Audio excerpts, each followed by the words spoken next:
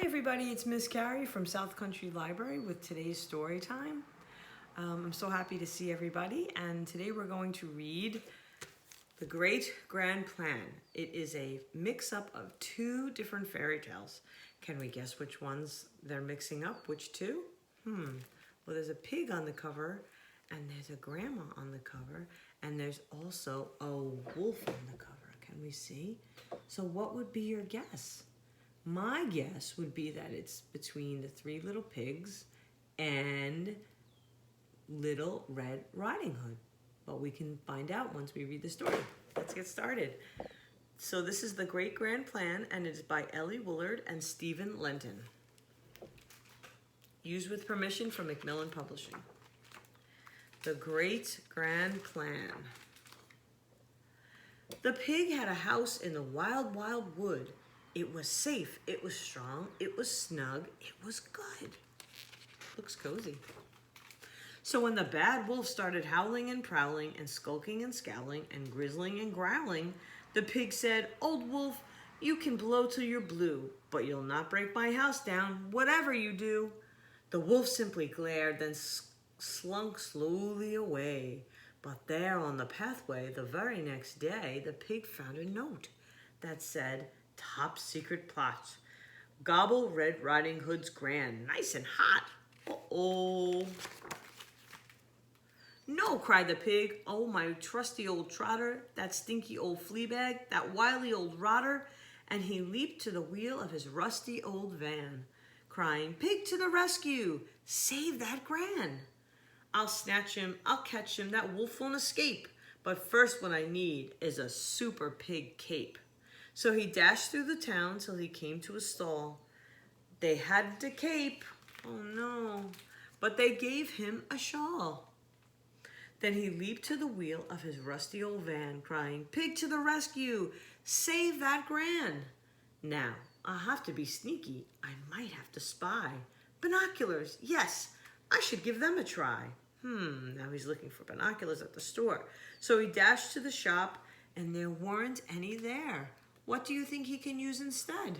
What do you think? Look around in the picture. Do you see anything that he may be able to use? But he did find some rather fine specs, the last pair. He's using glasses. Then he leaped to the wheel of his rusty old van, crying, "Pig to the rescue! Save that Gran! I'll swoop on that wolfie, I'll hoop him, I hope. But now what I need is some lovely strong rope." So he dashed to the city. The shops were so full, and the rope was sold out. Oh no. But he did find some wool. Then he ran to the wheel of his rusty old van, crying, "Pig to the rescue! Save that Gran!" But just as he came to the edge of the wood, he stopped most abruptly, as there the wolf stood. Uh-oh. "Red Riding Hood's Granny? Well, how do you do? Strangely enough, I've been searching for you. Although I admit that it's quite a surprise. You've such a strange nose and such small piggy eyes." "Gran?" thought the pig, and he took a long look. Then he quivered and quaked, and he shivered and shook. The wolf eyed him up and snarled, "Not old and not chewy. Just look at that rump.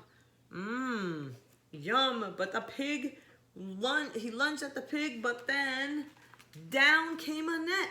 And there in the wood was Red Riding Hood's Gran, who cried, "Think we can't catch you? You bet that we can.